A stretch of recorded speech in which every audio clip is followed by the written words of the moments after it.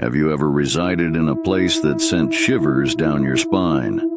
A haunted apartment where the hallways echoes of unusual sounds and shadowy figures lurking throughout the apartment. Today, we delve into the enigma of the haunted apartment. What triggers these feelings of unease? Watch till the end to experience the thrill. I moved into the apartment because it was cheap. The ad promised a modern loft in downtown Chicago, but when I arrived, the air smelled stale, like damp wood and forgotten things.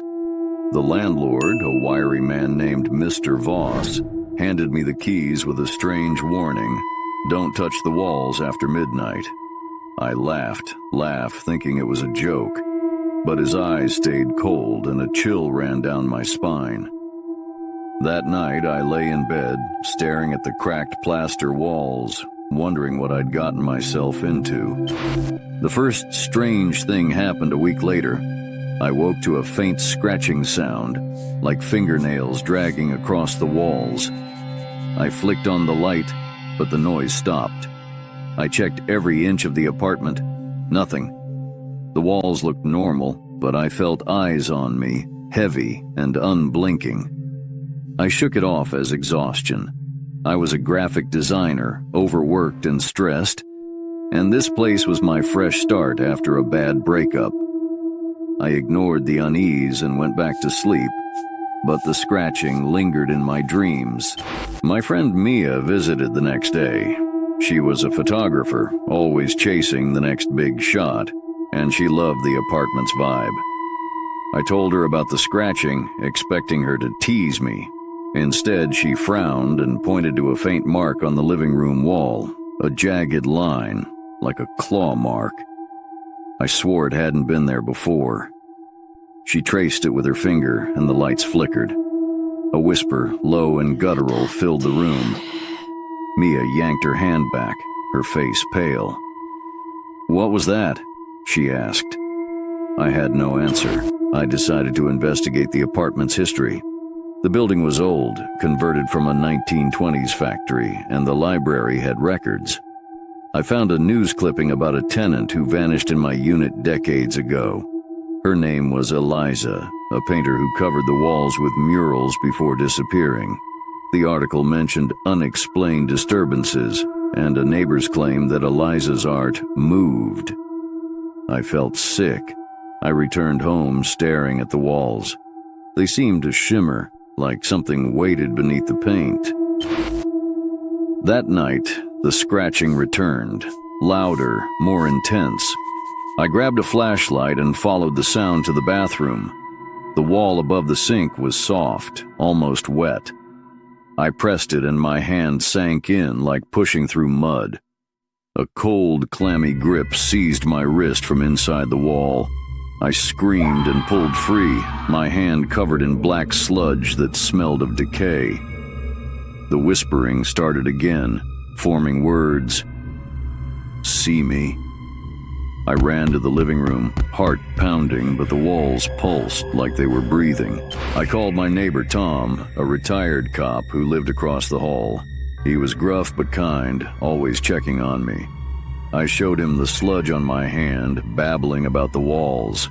He looked skeptical, but agreed to stay over. We sat in silence, listening. Around 2 a.m., the scratching erupted and a shadow moved across the wall, a woman's silhouette, her head tilted unnaturally. Tom saw it too. He grabbed a knife from the kitchen, but the shadow vanished. "This place isn't right," he said, his voice shaking. He left, urging me to get out. I couldn't afford to move, so I tried to cleanse the apartment. I bought sage from a local shop and burned it, chanting words I found online. The smoke curled upward, but the walls absorbed it, turning the air thick and sour. The whispering grew angry and the lights went out. In the darkness, I saw her, Eliza, her face pale, her eyes black voids. She reached from the wall, her fingers brushing my arm. I stumbled back, dropping the sage. The lights flickered on, and she was gone. But a new mark appeared on the wall, a painted hand, dripping red. I went to the library again, desperate for answers. A librarian, Ms. Carter, recognized Eliza's name.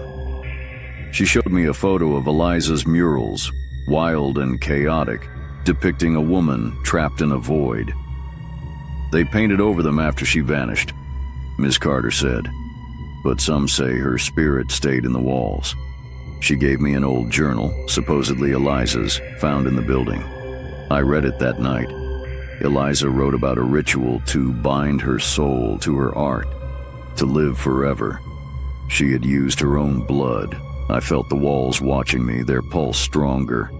I decided to destroy the walls. I grabbed a hammer and smashed the living room plaster. Paint chips fell, revealing fragments of Eliza's murals, eyes, hands, a screaming mouth. The air grew heavy, and the whispering became a scream.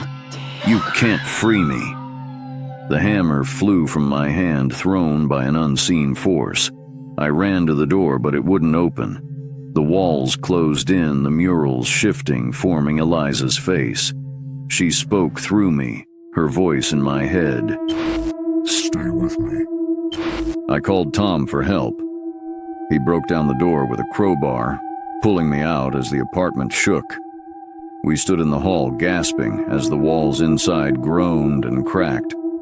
Tom said he had seen Eliza's face too, her eyes pleading.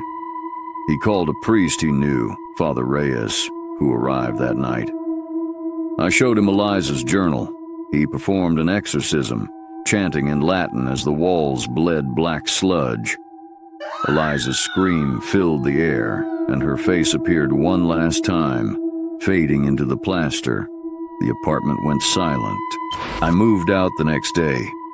The landlord didn't ask questions, just refunded my deposit. I thought it was over. But last week, I found a paint chip in my pocket, etched with a tiny staring eye. At night, I heard scratching again, faint but growing. I checked my new walls. They were clean, but I felt her watching. Thank you for coming on this journey with me.